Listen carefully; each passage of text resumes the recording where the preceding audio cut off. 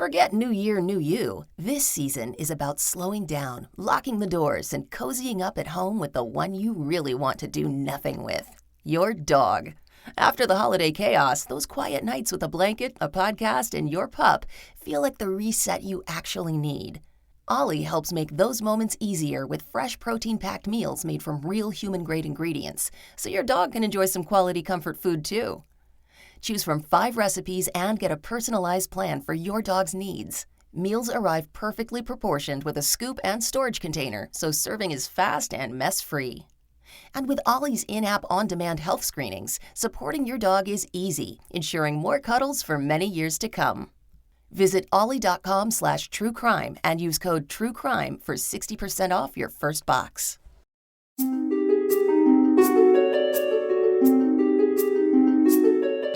Kia ora, I'm Jess, the host of the Kiwi Crimes podcast. Each week, I'll share a missing persons or murder case from New Zealand.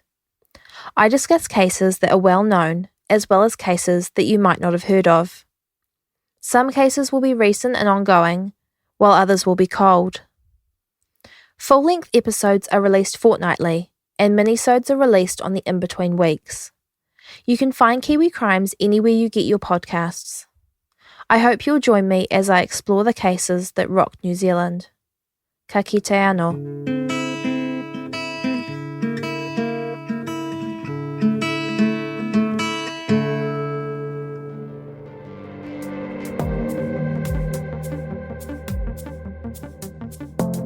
Hey everyone, this is Jillian, and you are listening to Court Junkie, episode 33.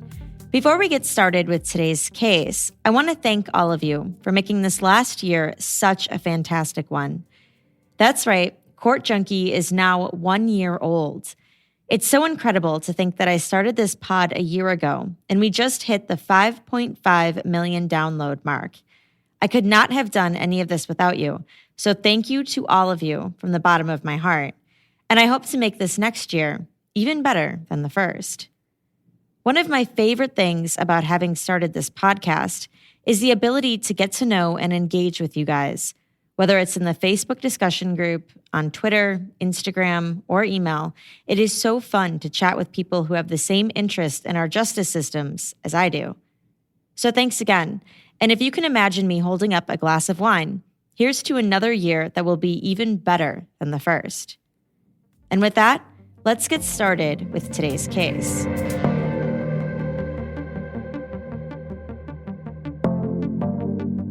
At 3:04 a.m. on Sunday, August 2nd, 2015, a 911 call came into the county sheriff's office in Davidson County, North Carolina. The caller told the dispatcher that his son-in-law was in bad shape and that he thinks he may have just killed him. Davidson County 911, what is the address of your emergency? My name is Tom Martens.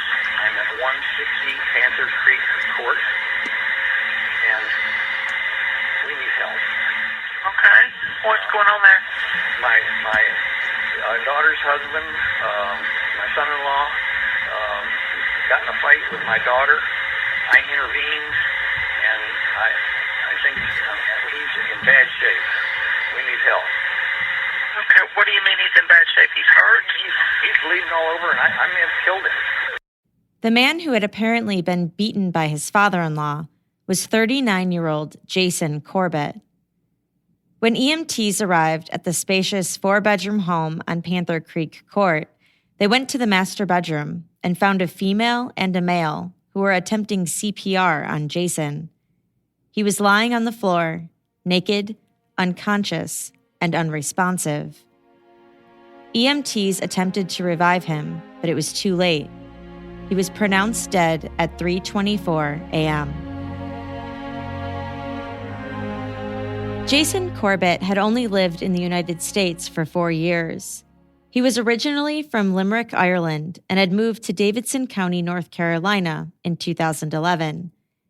He had suffered an unimaginable tragedy a few years prior and had moved overseas to start a new chapter. Jason's wife, Margaret Fitzpatrick Corbett, died in November 2006 after suffering an asthma attack in the middle of the night. This left Jason the single father of their 2 children, 2-year-old Jack and 3-month-old Sarah. Jason had needed help raising the kids, and so he put up an ad for a full-time nanny, and before long, he hired a woman named Molly Martens, who was 24 years old at the time. Molly was a former model from Knoxville, Tennessee, who moved to Ireland after accepting the job. Pretty soon after Molly became the children's nanny, Jason and Molly started dating, and in 2011, they got married and decided to move their new family to the U.S. It was rumored that Molly's parents had never particularly cared for Jason. Her father, Thomas Martens, was a retired FBI agent who had been with the FBI for more than 30 years and was now working as a counterintelligence officer at Oak Ridge National Laboratory in Tennessee. Both Thomas and his wife Sharon had been staying in the guest bedroom in the Corbett's finished basement on the night of August 1st, 2015, and in fact, it was Thomas who had called 911. After police arrived at the scene, they took Molly and her father to the police station for questioning to figure out how and why Jason Corbett had been beaten to death. Once at the station, Molly and her father told the officers similar stories, that they had acted in self-defense. Molly told them that she and her husband had gotten into an argument and that he had started choking her. Thomas told the officers that he witnessed Jason put Molly into that chokehold, and he used a baseball bat to defend Molly and himself. And when Molly broke free, she picked up a landscaping stone that she had on her nightstand, and she attempted to hit Jason with it, but failed.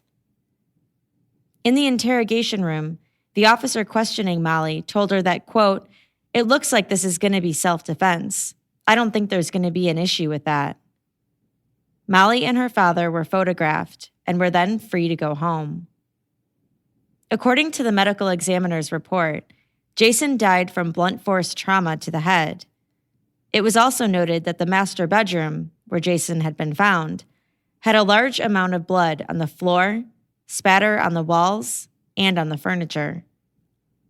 Jason's body was flown home to Limerick, where he was buried 3 weeks after his death. His obituary read, "Beloved husband of the late Margaret Fitzpatrick, Jason will be sadly missed by his loving parents, John and Rita, children, Jack and Sarah, brothers John, Michael, Stephen, Christopher, and Wayne, sisters Tracy and Marilyn, brothers-in-law, sisters-in-law, nephews, nieces, other relatives, and his many friends." There was no mention of Molly. After the news of his death, Jason's older sister, Tracy, flew to the United States from Ireland to get custody of Jason's children, Jack and Sarah. But after arriving there, she learned that it wasn't going to be so easy to get the kids. Molly was planning on fighting her for custody. Although Jason had assigned Tracy and her husband the legal guardians of Jack and Sarah in his will in the event something should happen to him, that will was written before his marriage to Molly. And Molly was claiming that as the children's stepmother, she had a greater right to them than Jason's sister and brother-in-law. But things didn't exactly go Molly's way. At a custody hearing a few weeks after Jason's death, the court heard that 2 years earlier, Molly had told a friend that she had sought legal advice about getting custody of Jack and Sarah if she and Jason were to ever get a divorce. And just a year earlier, Molly inquired about her right to the children to her attorney. Not only that, but it was also revealed that Molly had been wanting to adopt the children, but that Jason hadn't allowed it. Just a few days after the hearing, the children were taken from Molly's custody and handed over to Tracy and her husband, who then took them back to Ireland. But Molly wasn't giving up on custody. She filed an appeal and then took to her Facebook account to post photos and messages for the children. One post read, "I miss you every second of every minute of every hour of every day. I know you are being so strong and so brave, and I am so proud of you." On New Year's Day, she posted a photo of herself with her stepchildren. She wrote, "Jack and Sarah, New Year's 2 years ago. There are no words for how much I miss you." She included her phone number and email address, presumably in the hopes that the kids would see it and would contact her. Meanwhile, Jason's family and friends were calling on the police to make an arrest in the case. Molly and her father were called persons of interest, but hadn't yet been arrested. But finally, on January 6, 2016, 5 months after Jason's death, a grand jury indicted both Thomas and Molly Martens for second-degree murder and voluntary manslaughter. Within hours of the indictment, Molly again took to Facebook. "I cannot believe the level of slander, harassment, lies, and absolute utter corruption. The truth does not matter. Shouldn't the truth matter? Shouldn't the truth prevail? Doesn't anyone care about the truth?" Dozens of Molly's Facebook friends left encouraging comments underneath. One wrote, "The kids know the truth. So sorry." And another wrote, "I always have to believe that the truth will prevail. Still hoping it does for you and your family." Jason's sister Tracy released a statement to the media saying, quote, "We want to express our appreciation to Davidson County District Attorney Gary Frank and Davidson County Sheriff David Grice and their investigators for their hard work and determination to uncover the truth. We want all of the facts to go in front of a jury so that we can all know the truth. We continue to grieve over the murder of Jason. Jason's children are doing well given what has happened. We're thankful that they are in Ireland, surrounded by loving family." Molly and her father appeared in court to hear the charges against them and were then released on $200,000 bond. They had to surrender their passports and were ordered not to have any contact with Jason's family, including Jack and Sarah. Molly continued posting on Facebook while awaiting her trial. In one post from January 2016, she wrote, "I have loved, nurtured, and protected you to the best of my ability in the environment we found ourselves. I do not know what you will remember about our lives, but I know some of the things you are being told. I pray one day you are able to remember with truth and clarity some of the events of our lives. You are my heart and soul, my sunshine and my happy, and I will always love you." Meanwhile, search warrant applications from the case were made public. In them, it was revealed that Thomas had described his altercation with Jason to police as a Donnybrook, which means a public argument or an uncontrolled fight. The detective requesting the search warrant then went on to say that in his opinion, the struggle described was not consistent with the evidence at the scene, particularly in that master bedroom. He also wrote that during the investigation, it was discovered that the Martens family, meaning Thomas and his wife Sharon, had suddenly changed plans on Saturday, August 1st, to travel to North Carolina from their home in Knoxville, Tennessee. And, quote, "According to information received, this behavior would be considered unusual for Thomas Martens." The warrant also hinted at potential motives, stating that Jason may have been planning on going to Ireland towards the end of the month, with his children and without Molly. And Jason apparently had, quote, "comfortable financial status, and large sums of money were withdrawn from the couple's joint accounts since his death." But the family and friends of the Martens were adamant that it was self-defense. Molly's uncle spoke to reporters and told them that the actions of Molly and her father were completely necessary and justified, and he said they were confident that they would be exonerated. Molly and Thomas went on trial beginning in July 2017.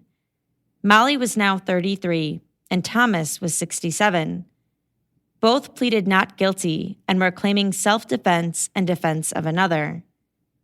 I spoke with Alex Rose, a reporter with WGHP Fox 8 in High Point, North Carolina. What was the pre-trial publicity in this case like? Well, I think there's a couple of things that folks should understand when you're talking about a case of this magnitude happening in Davidson County, North Carolina, even in our market, which, we're covering news in Greensboro and Winston-Salem, which are very big cities in the state. The biggest city in Davidson County is Lexington. It's a nice little quaint downtown, but really the county as a whole is very rural, not a huge population, a relatively conservative area. And where this happened was Wahlberg. And I didn't even know much about the community, let alone that it existed until the trial happened. The nature of the crime certainly raises your eyebrow, and you're curious. And it's this young wife and her FBI agent father accused of killing an Irish citizen in their home in the country. It's just peculiar, and especially for that community, the more I report in Davidson County, the more I understand it. There's not a lot that happens out there. And so for it to go from one extreme to the other, it certainly was something that the newspapers in Davidson County were looking at, and all of the TV stations, because we don't get those type of crimes happening in our big cities, let alone out in the middle of the country. In his opening statement, Davidson County Assistant District Attorney Alan Martin described the crime scene, saying that when officers arrived, they walked into the master suite and saw the naked, dead, bloody body of Jason Corbett. He said Jason's blood was just about everywhere, all over the walls, on both sides of the bedroom door, and in the bathroom. He said the state's evidence would show a horrible killing, with only 2 of the 3 parties present in the bedroom that night leaving with their lives. Martin gave the jury graphic details about Jason's injuries, saying that he had been beaten so badly that pieces of his skull fell out on the medical examiner's table during the autopsy. He told them that they would be seeing graphic images of Jason too. He said, "You're going to see pieces of his skull that look like a hard-boiled egg that got dropped on a counter." Martin told the jury that Thomas hit Jason with a baseball bat, while Molly hit him with a landscaping stone, and that neither of them had any marks on their bodies. And by contrast, Jason's skull was badly crushed. He said Jason was hit in the head in 10 places, and 2 parts of his skull were damaged more than once. He told the jury that traces of trazodone, a medication prescribed to Molly, was found in Jason's system at the time of his death. At least one of the blows happened post-mortem. He said, "Why didn't they stop?" Because Molly and her father were being tried together, that meant they would both be putting on their own defenses. The attorney for Thomas Martens, David Friedman, gave the first opening statement. He said that earlier in the day on August 1st, Thomas and his wife Sharon decided to drive to the Corbetts' home to visit with their daughter and her family. He said they brought with them a 17-ounce aluminum baseball bat they had in their garage so they could give it to Jack as a present. Thomas's son had once owned it when he played baseball in college. Friedman said that Jack was at a birthday party that night, and that by the time he got home, Thomas had decided to just give him the bat the next day. So Thomas and Sharon went to bed in the basement, and around 3 a.m., Thomas heard screaming, and so he ran upstairs. He grabbed the Little League bat, and Friedman said when he got up there, he saw, quote, "the last thing he thought he'd ever see. All he sees is his little girl with her husband's hands around her neck." Friedman said that Thomas told Jason to let Molly go, but he refused, instead saying multiple times that he was going to kill her. As he walked towards the master bedroom, still holding Molly in a chokehold, Friedman said Thomas thought he may never see his little girl again. Thomas then hit Jason with the bat multiple times, which made Jason let go of Molly. It was then, he said, that Jason went after Thomas and they scuffled. He said that Thomas lost his glasses in the fight and feared for his life, and for Molly's life. All Mr. Martens knew was that his little girl was behind her husband, he said, and so Thomas began whacking Jason with the bat, over and over again. Molly's attorney, Walter Holton, focused on Molly's size versus Jason's. He described Jason as over 6 feet tall and weighing about 260 pounds, pointing out that he was more than twice the size of Molly. He also told the jury that investigators did not test a blonde hair that was found in Jason's hand that could have corroborated what Molly and Thomas had told them about Jason having choked her. He told them to look at the mark on her neck, at the hairs that surround it, and at the hair found in Jason's hand. "Where'd that mark come from?" he asked. The first witness was the 911 dispatcher who took the call from Thomas and Molly the night of the incident. The entire nearly 15-minute call was then played for the jury. Davidson County 911, what is the address of your emergency? My name is Tom Martens. I'm at 160 Panther Creek Court, and we need help. Okay, what's going on there? My daughter's husband, my son-in-law, got in a fight with my daughter. I intervened, and I think he's in bad shape. We need help. Okay, what do you mean he's in bad shape? He's hurt? He's bleeding all over, and I may have killed him. You know? All right, okay. Let's back up here just a minute. Give me your address again, make sure I got it right. 160 Uh-huh. Panther Creek Court. What is your name? My name is Tom Martens. All right, Tom, give me the phone number you're calling from. 2 times, please. I don't know. What's the phone number I'm calling from? I don't know. I'm sorry, I don't know. I'm the father. I'm visiting. I don't know.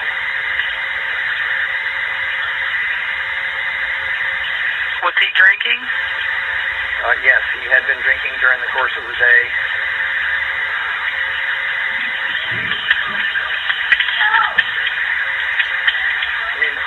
My partner's dispatching the ambulance and the officer while I get the information. Okay. All right, are you right with him now? I am. How old is he? How old is he? 39. All right, is he conscious at all? No. The dispatcher tells him to check and see if he's still breathing. Is he breathing? I can't tell. All right, what I need you to do is I need someone to roll him onto his back, flat on his back. Okay. Hang on.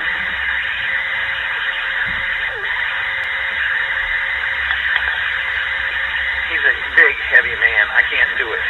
Or is there anyone there that can help you? My daughter, and she's in terrible shape. Okay, someone needs to get him on his back. We need to verify his breathing. I'm trying, lady. Hang on. Okay, just put your phone on speaker.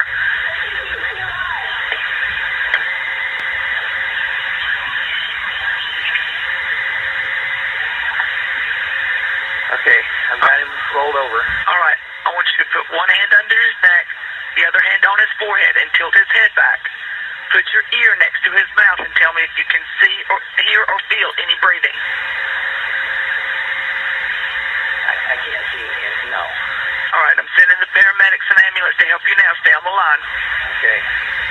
The dispatcher asks what happened, and Thomas describes hitting Jason in the head. All right, tell me what happened. Did you hit him in the head or? I hit him in the head. With what? With a baseball bat. With a baseball bat. Yes, ma'am. He was choking my daughter. He said, "I'm going to kill her." The dispatcher routes the call and then talks to Thomas about doing CPR. All right, so we're going to start CPR. All right, he is still on his back. He is. All right, I need you to make sure that his mouth and nose are clear. It's a mess. I know, you need to clear it. Okay. Give me like a washcloth or something.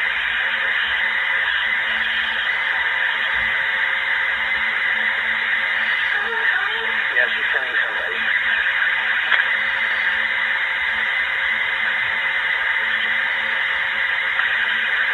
Okay. All right, everything is clear? Yeah, as clear as I can get. He's covered in blood. All right, listen carefully. I'll tell you how to do chest compressions. Yeah. All right, make sure that he's flat on his back with no pillows under his head. Yeah.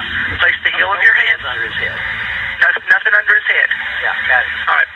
First of all, tell your daughter to go unlock the door and turn on the front porch light. Go unlock the door. Turn on the porch light. Place the heel of your hand on the breastbone in the center of his chest, right between the nipples. I'm somewhat familiar with this. Okay, well, I have to give the instructions. You just go ahead and do it if you know what to do. Put the other hand on top of that hand. Yeah. Pump the chest hard and fast, at least twice per second, 2 inches deep. Yeah. Let the chest come all the way up between the pumps. We're going to do this 600 times or until help can take over. Count out loud so that I can count with you. I'll set a pace for you. 1, 2, 3, 4.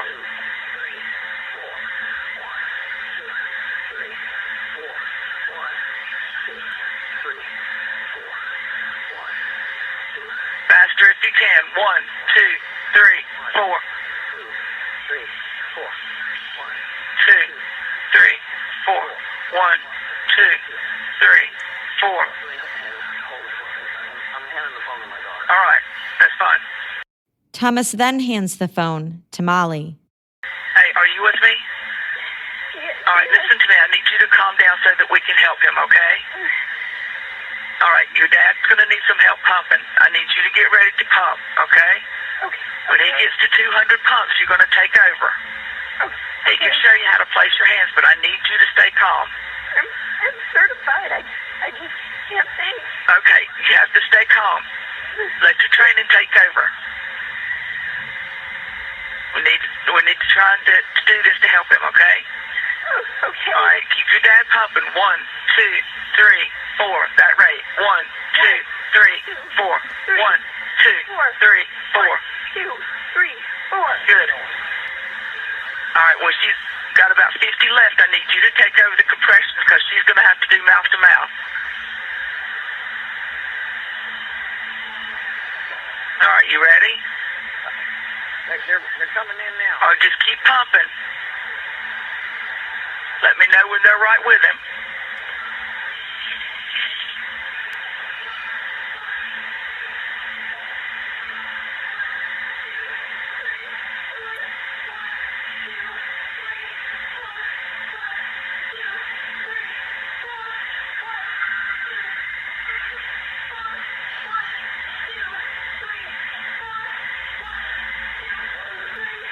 Daughter's trying to...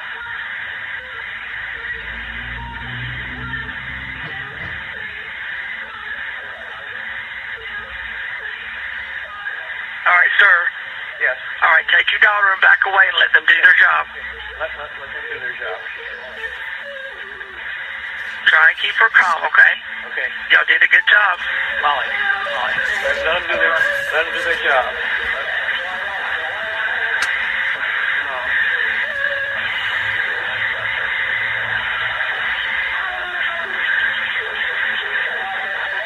Okay, they're here now. Okay. Can you take Molly out of the room? Okay, Molly, she suggests we get out of the room. Okay, are you okay? As much as possible. I understand. As much as possible. Are you okay? Yeah, I'm okay. Okay. All right. Law enforcement's on the way. If I can do anything else, just let me know, okay? No, I need to get my daughter out of there. Okay. All right, call us back if you need us. Molly, come on out of there.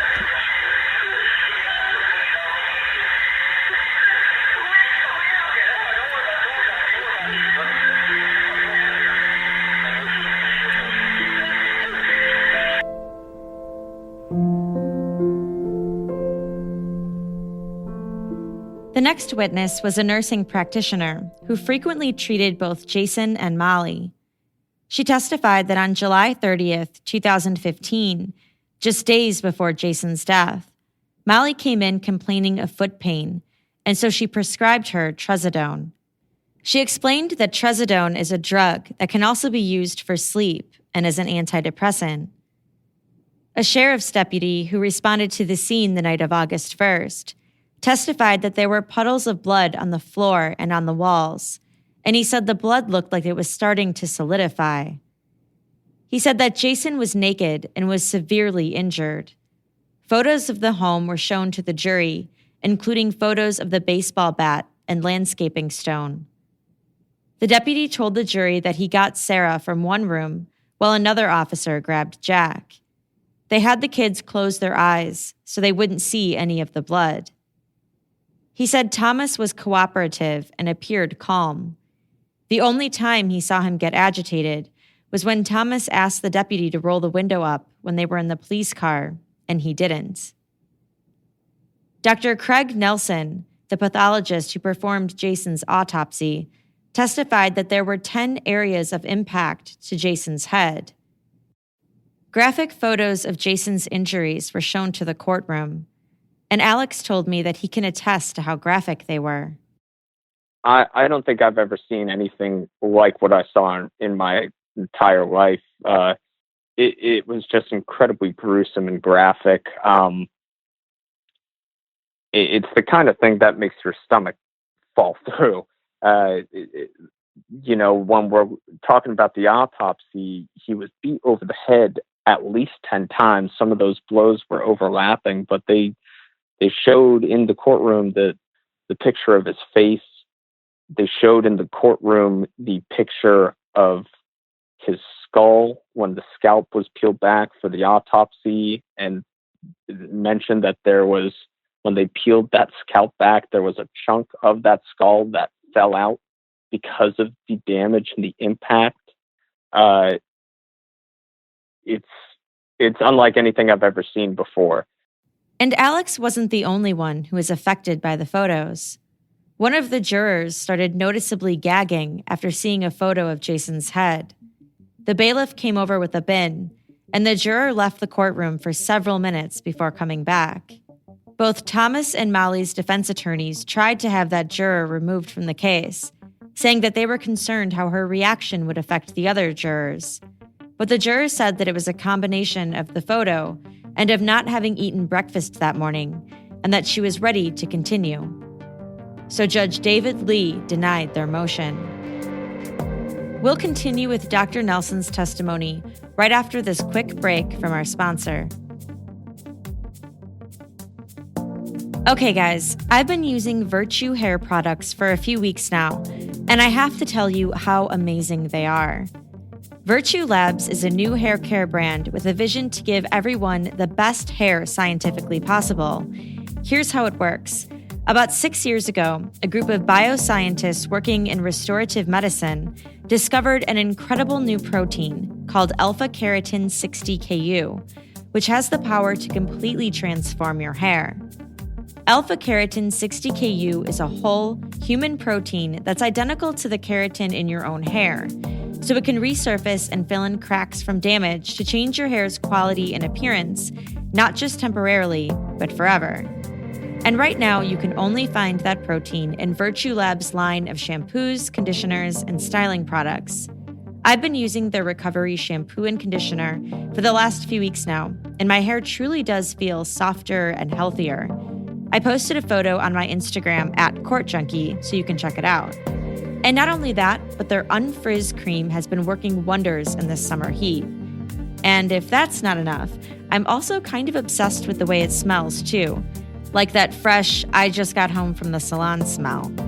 Not to mention, each formula was created to address specific issues like heat damage, frizz, or thinning hair. Using Virtue means more bounce, more shine, more strength, and more life for your hair.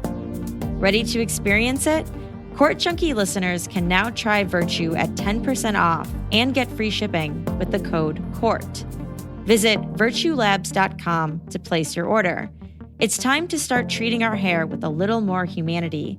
It's time for Virtue. That's virtuelabs.com. Use code COURT. And now, back to the episode. Dr. Nelson's testimony resumed. He noted 2 areas on Jason's head that had complex lacerations, indicating that he had been struck there more than once, and underneath those were severe skull fractures. And any blow to the head that would result in a skull fracture would also result in loss of consciousness, he said. He described the degree of the fractures as being equivalent to what you would see in a car crash or a fall from a great height. Other injuries on Jason included a nose fracture, scrapes on his neck and on his back, and bruises on one of his thighs and on his hand. All of those injuries were the result of blunt force trauma as well. At least one injury occurred after Jason was already deceased. Dr. Nelson confirmed that there were also traces of trazodone found in Jason's system. On cross-examination, Dr. Nelson noted that there was a crime scene photo of a blonde hair in Jason's hand, but his hands were never placed in bags and his fingernails were never examined. I asked Alex where exactly the defense was going when they kept bringing up that blonde hair in Jason's hand.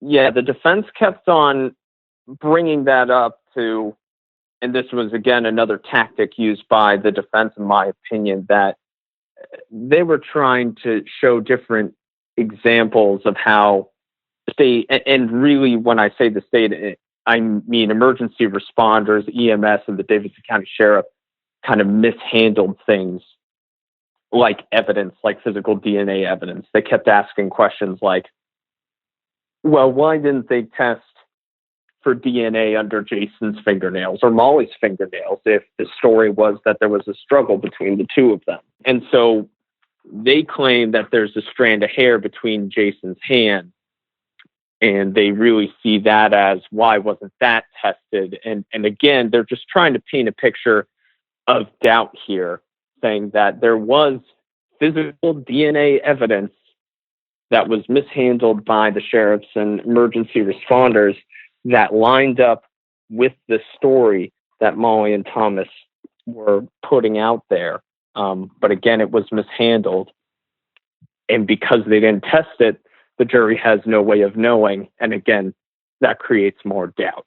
So it really all circles back to trying to create a reasonable doubt for that jury in this decision.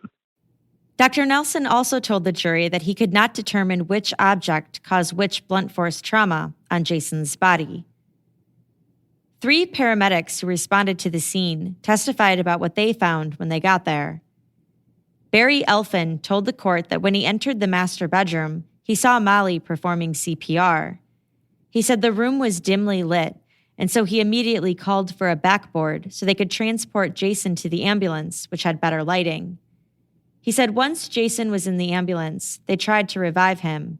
He said that Jason's body was unusually cold, and that eventually he was declared dead. He said he was told that Molly and Thomas had called 911 as soon as Jason went down. Another paramedic, David Bent, said he checked on Molly afterwards and noticed light redness on her neck, but saw no clear injuries.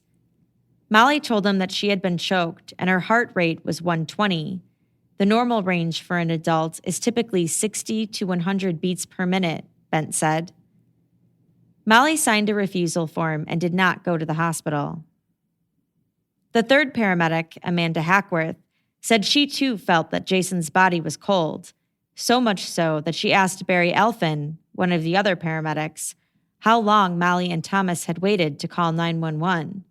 She told the court that she noticed dry blood on Jason's chest as well as below his eye while he was in the ambulance. Officer Dave Dillard testified that he escorted Molly to his patrol car and that he saw dry blood on her forehead and on the side of her face. He said Molly kept making crying noises, but he never saw any actual tears. He said she also kept rubbing her neck. One of Molly and Jason's neighbors testified that he and Jason had hung out earlier in the day and had about 7 or 8 beers together. He said that Molly's parents came over to the house at about 8:30 p.m., and he saw Jason go out to help unpack the car. He said he didn't notice anything unusual and that Jason didn't seem to be impaired. At about 3:30 a.m., he said he went to use the bathroom and saw the police cars next door, but he went back to bed. Then a couple hours later, an officer came over to the house with Molly. He said she looked upset and used the bathroom twice while she was there, but he didn't notice any injuries on her. Lieutenant Frank Young, the crime scene supervisor who took photographs of Molly that night, testified that as he was trying to take her picture, Molly kept pulling at her neck, so much so that he had to ask her to stop multiple times. He said she had blood on her face and was wearing blue pajamas. The photos of both Molly and Thomas were shown to the court. Neither had injuries on them, but Thomas had blood spots on his shirt, watch, hand, and fingers, as well as on his feet. Then the officer went through the photos of the house at the crime scene. Close-ups of the landscaping stone and the bat were shown to the jury. The landscaping stone had hairs scattered on it, and the bat was 28 inches long and weighed about 17 ounces. Blood spatter could be seen all over the walls and reached as high as 5 feet. There were dents in the wall in the master bedroom and in the bathroom, and blood spatter surrounding them. The jury got to view the baseball bat, the landscaping stone, the red polo shirt, boxers, and gold watch that Thomas had been wearing that night, and Molly's pajamas. On cross-examination, Young said that he didn't bag or examine Jason's hands because there were no injuries on Molly that made it necessary for him to do so.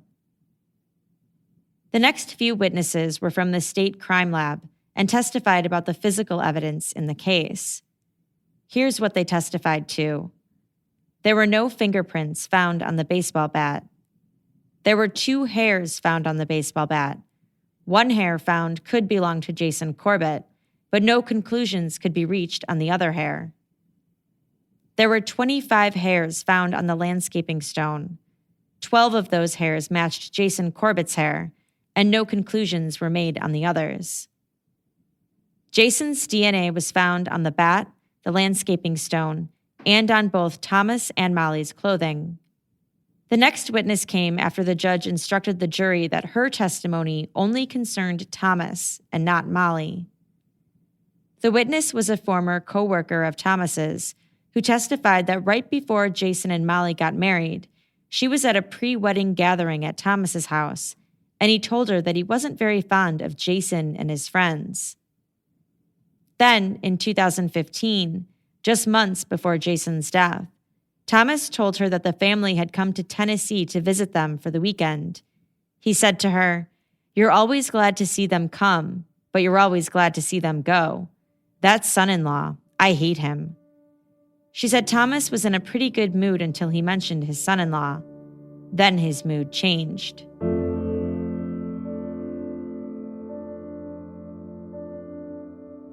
Dr. Stuart James, a blood spatter analyst, took the stand and testified that he found blood spatter on the inside of the quilt on Jason's bed, as well as a blood saturation mark inside the box spring mattress.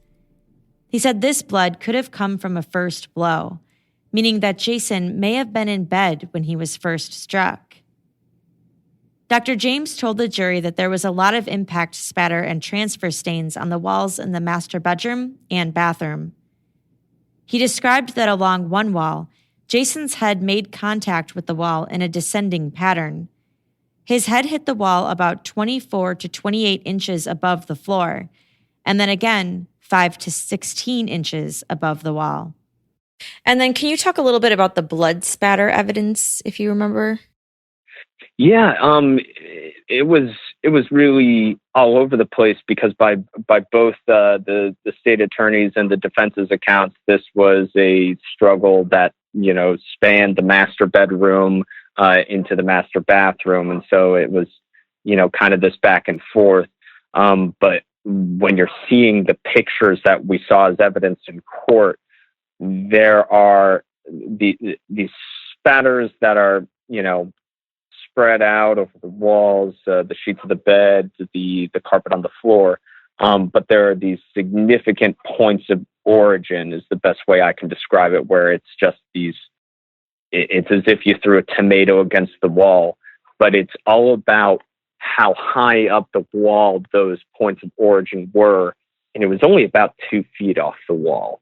So the state argued that because of that analysis, it is reasonable to believe that Jason Corbett was lying down, kind of slumped over next to the wall when Molly Corbett and her father were beating down on his head. Dr. James said that due to the blood found on the landscaping stone, he believed it had been used multiple times. On Thomas, he said there were several transfer stains on his shirt and on his watch, and several impact spatters on his boxers. On Molly, there were several impact spatters and transfer stains on both the top and bottom parts of her pajamas. He said that the spatter on Molly's pajamas and on Thomas's clothing shows that they were close to Jason when he was hit, and the spatter on the inside of Thomas's boxers and on the bottom of Molly's pajamas means that at one point they were above Jason and that he was close to the ground as the blows were struck. Dr. James also told the jury that there was one part of the crime scene that appeared to have been altered before the crime scene photographs were taken. He said that a vacuum cleaner that had been standing upright in the photos had been lying on its side at one point, which he could tell due to the pattern of blood on the vacuum. Tracy Lynch, Jason's sister and guardian of Jack and Sarah, took the stand next. She said that Jason told her that he and the kids were planning on going to Ireland in September 2015 for their dad's 80th birthday. She said he never mentioned anything about Molly going, but in March 2015, Molly contacted her and was talking to her about traveling arrangements for that trip. She said she found it odd that Molly would be asking her about the trip and not Jason. The last witness for the state was one of Jason's former employees, who testified that 2 days after Jason was killed, Molly came into his work to pick up his belongings. She said that Molly was wearing a scoop neck t-shirt and she didn't see any injuries on her neck or her arms. After the prosecution rested their case, the defense argued that the prosecution didn't offer any evidence to contradict Thomas and Molly's self-defense claims. The prosecution responded and cited the evidence from the pathologist, the blood spatter analyst, and the fact that there were no injuries to Molly and Thomas. The judge denied the defense's motion to dismiss. The defense called Thomas Martens to the stand, who testified about the night of the killing and about his relationship with Jason beforehand. He said that on August 1st, he and his wife Sharon were supposed to go to a dinner party, but that they canceled and came to visit Jason, Molly, and their grandkids instead. He said he brought his son's old baseball bat so he could give it to Jack, thinking that it would be cool for Jack to get it. He admitted that Jason wasn't his favorite person, but said he didn't remember ever commenting to anyone that he hated him, that he never usually used the word hate. On the night of the incident, he and Sharon arrived at about 8:30 p.m. He and Jason made nice with each other and were what he called superficially friendly. He said after they arrived, they all sat down and ate pizza. He had wine and Jason finished a pint of beer and may have had a mojito. He said Jack was at a party and didn't get home until about 11, so he decided he would give Jack the bat the next day. He and Sharon went to bed, and at about 2:30 a.m., he awoke to thumping noises coming from upstairs, which he said sounded like a matter of urgency. He grabbed the bat, went upstairs, and opened the master bedroom door. He said that about 7 or 8 feet in front of him, he could see Jason with his hands around Molly's neck. He testified that he told Jason to let her go, and that Jason said, "I'm gonna kill her." Jason then put Molly in a chokehold with his right arm and tried to drag her over to the bathroom. Thomas said he hit Jason in the head with the bat and kept hitting him as Jason moved him and Molly towards the bathroom. Thomas said he was afraid that Jason would make it to the bathroom with Molly and that would be the end of that. The three of them made it into the bathroom, and Thomas said he hit Jason again. Jason then switched tactics and forced him back towards the bedroom. At this point, Thomas said he was scared and that Jason had initiated action towards him. So he swung at Jason again, but he said Jason caught the bat with his left hand and then shoved him across the room. He said Molly was able to wiggle free when Jason grabbed the bat. Thomas said he decided to rush at Jason, saying that he thought if he stayed on the ground, Jason would kill one or both of them. As desperate as rushing sounds, he said, it seemed like the best thing to do. He then rushed at Jason, and they struggled for the bat. Thomas won control of it and said he hit Jason until he went down. He said, I hit him until I thought he couldn't kill me. He said he feared for both Molly's life and his life, saying that he did the best he could. Thomas said he called 911 about 2 minutes after Jason went down. He told the court he wasn't sure how effective his and Molly's CPR efforts were. He said he couldn't remember if he or Molly washed any blood off their clothes, and he also couldn't remember making any indentations on the bedroom or bathroom walls. When asked if he was ever aware of any physical altercations between Jason and Molly prior to this incident, Thomas said he wasn't. He said he saw bruises on her once, but wasn't sure what they were from. After police arrived, Thomas was taken to the Davidson County Sheriff's Office, where he gave his statement without a lawyer present. He told the court that he didn't think he needed to call a lawyer, and that he did what he did. On cross-examination, the prosecutor asked Thomas about his experience with the FBI and about the self-defense and physical training he received from them. He had prior training with a baton, which the prosecutor had him agree would have been used similarly to a baseball bat. When asked if he was aware that Molly was the beneficiary on Jason's life insurance policy, Thomas said that he was, but that he didn't know what the payout was. Assistant District Attorney Greg Brown asked Thomas, "Are you trying to take the blame for your daughter?" To which Thomas said, "No, I'm taking responsibility for what I did."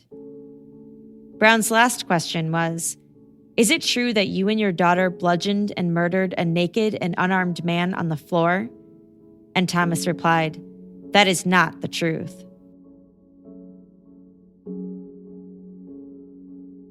Molly opted to not testify in the case, and so the defense rested and the closing arguments began.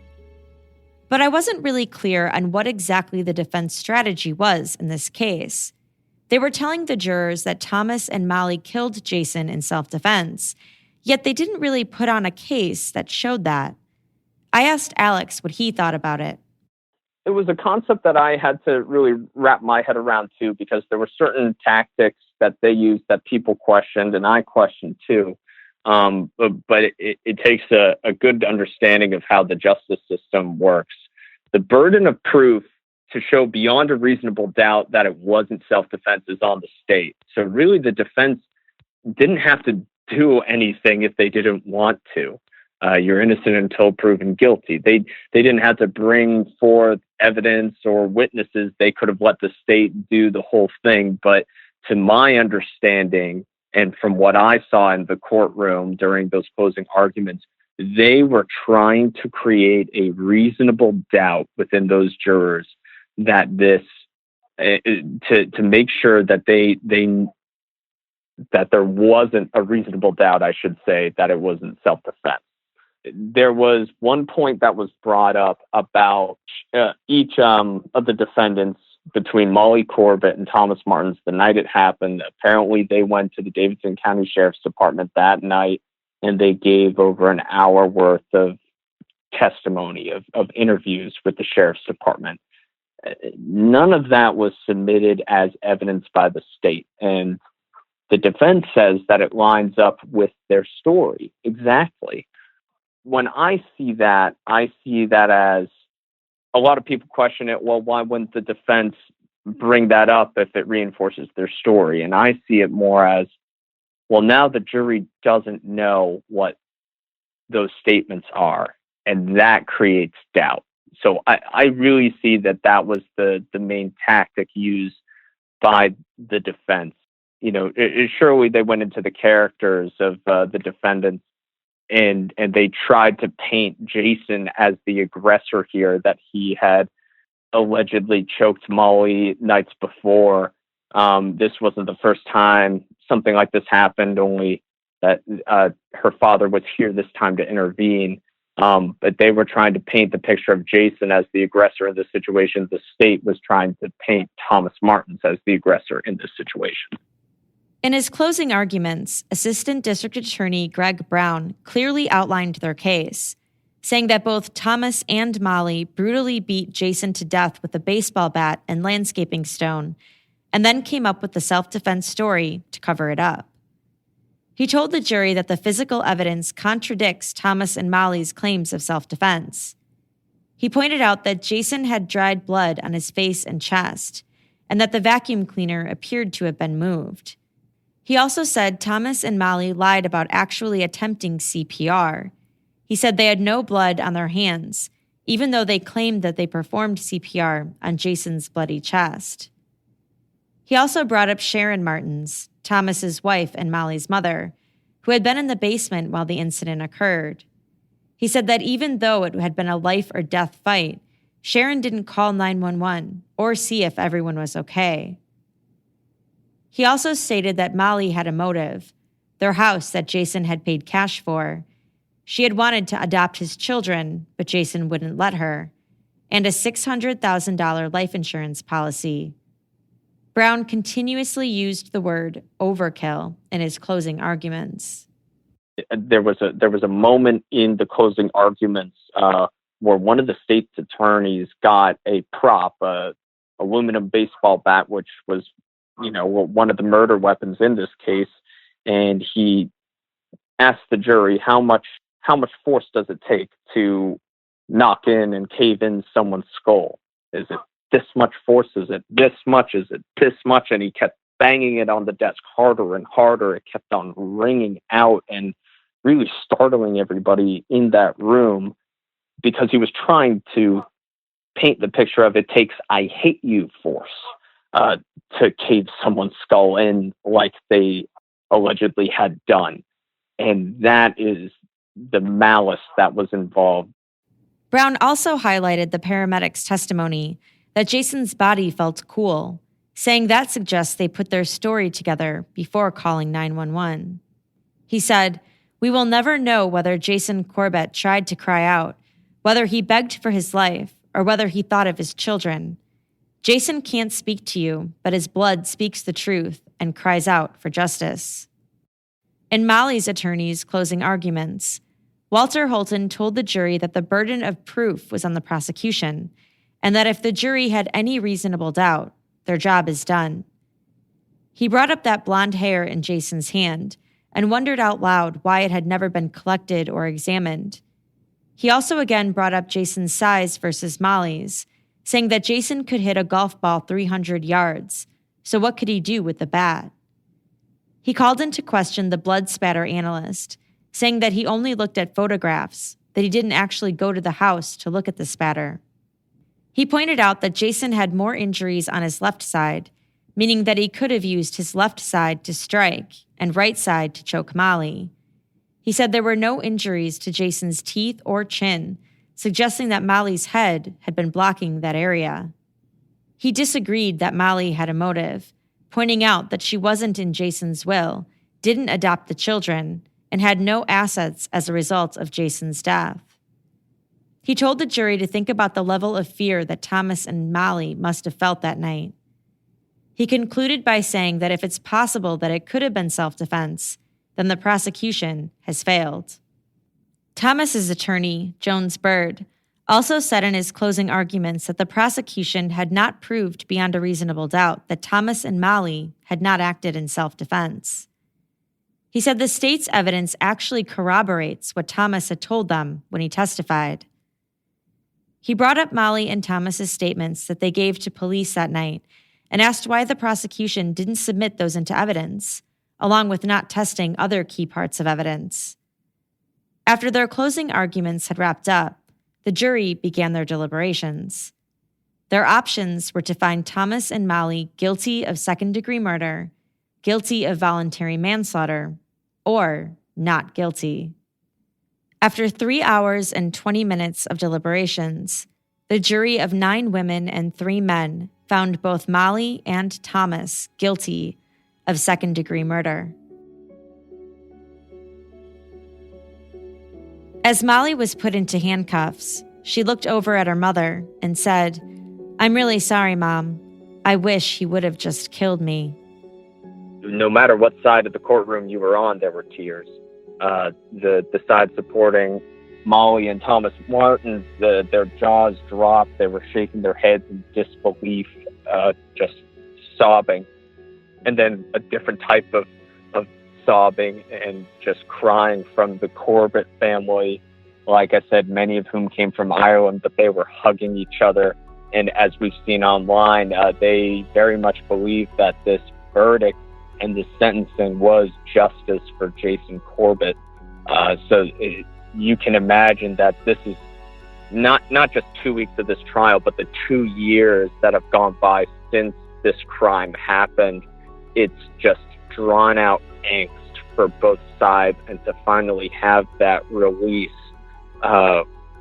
it was just really humbling to be there and to see that on each side, because both sides are losing something or have already lost something. Molly's sobs were certainly the loudest. She slumped over her chair. She was crying, and then, well, like I mentioned earlier, when they put her in handcuffs and were ready to take her away, she turned back to her mother and delivered those remarks I mentioned earlier. But it was even hard to understand her initially through the tears and the hysterics. Really, her father was calm. Thomas, throughout the trial, was fairly calm and collected. Surely, the weight and the implication of the sentence weighed heavy on him, but Molly's reaction is certainly the one that stands out in my mind that day. A letter from Jack Corbett, Jason's son, was read out loud in court. He spoke about the loss of his father and how there are so many things he's going to miss out on because he no longer has a father. Thomas and Molly were given the opportunity to make statements prior to their sentencing. Both stuck with their self-defense stories, and Molly alluded to an abusive relationship with Jason. Molly did say at the very end, because she didn't testify during the trial, but she was given an opportunity to give a statement, that the incidents that went down that night, it wasn't the first time that something like that happened. And when she says that, she's alluding to Jason allegedly choking her. So it goes back to that story that Molly has of they had a very tense, if not abusive, relationship. But to the very end, Molly was very 100% to that story. And even her father said at the very end to his defense attorney, who I spoke with, he still believes that if he didn't intervene that night, that his daughter would have been dead, and he wouldn't change that for a thing. Again, that's coming from his defense attorney, David Friedman. Thomas and Molly were both sentenced to 20 to 25 years in prison. And since Thomas is 67 years old, that means he will likely die in prison.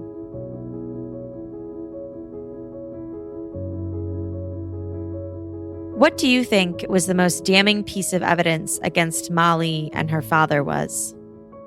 The evidence was really Jason's body, like we've been talking about. The pictures of his head, of his face. When you're talking about a murder charge and malice, everything that we just talked about, it's that element of overkill that I think weighed the heaviest on those jurors' minds. I talked to the jury foreman right after this all happened about the decision, and he said initially they voted right off the bat after closing argument, because you got to remember that they only took about a grand total between 2 days of less than 5 hours of deliberation for a trial that lasted over 2 weeks. And they voted right off the bat that Tom Martens, they were unanimous that he was guilty of second-degree murder. And they were confident of his involvement with that baseball bat. I mean, you look at the 911 call, and he admitted that he had done this. It was just a question of, is there a reasonable doubt it wasn't self-defense? And for them, there was no question because of that element of overkill. They voted 10-2 for Molly right off the bat. There were two jurors who had somewhat of a reasonable doubt initially at the time about her involvement or whether or not it was self-defense for her. You got to remember that there was that brick that was involved in all of this, and the state's attorney was painting the picture that she used that as the murder weapon. Thomas Martens took the stand and testified and said he didn't recall. And I believe that Molly, in her written statement to the sheriff's department, said that she did in fact use the brick as self-defense. But in terms of the most damning piece of evidence, I would say that in the 911 call certainly played a role in the jurors' decisions. The fact that they didn't initially start CPR and it took them a couple of minutes before they were even instructed to do so in the 911 call. The state's attorney was painting a picture that we don't know how much time there was between the end of them beating down on Jason and when they called 911. So there was an even bigger question of how much time had passed then. And then the 911 call starts, and there's 4 to 6 minutes before the operator instructs them to do CPR. So that was certainly another piece of evidence, that 911 call, that raised a couple eyebrows for these jurors. And can you tell me about some of the interviews you did afterwards? So I know you talked with some members of Jason's family, and you mentioned the jury foreperson earlier and the district attorney. Can you tell me about some of those? Mm-hmm. Yeah, so we had opportunities to scramble and talk to members of the Corbett family, the Martens family, the jury, the district attorney. There was a note that was read from Jason's son, Jack, during the very closing statements, the impact statements right before sentencing. And that was kind of echoed by Jason's sister, Tracy Lynch, who gave a statement to the media. And moving forward, she did say that it was justice for Jason, but their concern is really, honoring Jason for the person that he was and not the way he died, in her words, but also making sure that his two children, that Jack and Sarah, have good lives and are cared for and loved for by that family. It's a big family over there in Ireland. He had about, I believe, 3 brothers and 2 sisters. So that was really an emotional moment there. The district attorney echoed the feeling that there was overkill and brutality in this case, and he was very happy with the way the state's attorneys delivered closing arguments, taking 2 hours to make sure that point was driven home. Thomas Martin's brother, I believe his name was Michael Ernest, came forward and gave about a 10-second statement saying that was the grossest miscarriage of justice he had ever seen in his life. He gave character statements about Thomas, his brother-in-law, being one of the most respectful and reputable people he's ever seen, and talked about his history in the FBI. But the most revealing interview, I would say, hands down, was with the jury foreman after the fact, to be able to pick his brain about what pieces of evidence really got to the jury. And again, what shocked me was how quickly a verdict came out of all of this. When you're talking about the scope of the trial, more than 20 witnesses, testimonies to go over, 150 pieces of evidence plus, and it takes them about 5 hours to come up with the harshest penalty that they were looking at. But they certainly took the time and justified that from their point of view every step of the way. So I was impressed with the interview by the jury foreman. Thomas and Molly's attorneys have already said they're going to appeal the decision. But for now, they've both started serving out their sentences for the murder of Jason Corbett. And that's all for this episode. I'd love to hear what you guys think about this case. Do you agree with the verdicts? What do you think happened that night in the master bedroom? Let me know by joining my Facebook discussion group at courtjunkie.com/Facebook, on Twitter at courtjunkiepod, on Instagram at courtjunkie, or you can email me at podcast@courtjunkie.com. I want to thank Alex Rose from WGHP Fox 8. Alex is super active on Twitter, so definitely give him a follow at Alex Rose News. I'll also put that in the show notes. And I want to give a big thank you to Virtue. Virtue Labs is a hair care brand with a vision to give everyone their best hair with the help of an incredible new protein called alpha-keratin 60KU. As a reminder, alpha-keratin 60KU is a whole human protein that's identical to the keratin in your own hair. And as a result, it can fill in cracks from damage and give your hair more bounce, shine, and strength. You can try alpha-keratin 60KU exclusively in Virtue Labs shampoos, conditioners, and styling products. Just visit virtuelabs.com and use code COURT to try Virtue at 10% off and get free shipping. And lastly, I want to take a minute to thank some more of my Patreon supporters.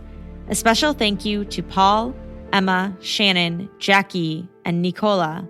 Thanks so much for your support. If you want to support this podcast for as little as $1 a month, you can get access to early, ad-free episodes by going to courtjunkie.com/support. Thanks for listening. Until next time. At Arizona State University, we're bringing world-class education from our globally acclaimed faculty to you. Earn your degree from the nation's most innovative university. Online. That's a degree better. Learn more at asuonline.asu.edu.